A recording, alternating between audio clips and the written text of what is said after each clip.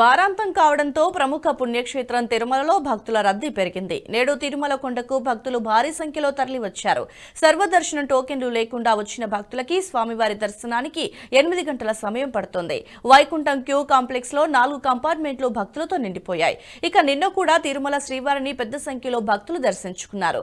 శుక్రవారం నాడు స్వామివారిని 62,593 మంది దర్శించుకున్నట్లు టీటీడీ వెల్లడించింది. హుండీ ద్వారా ఒక్క రోజులో 4.31 కోట్ల రూపాయల ఆదాయం లభించినట్టుగా తెలిసిందే.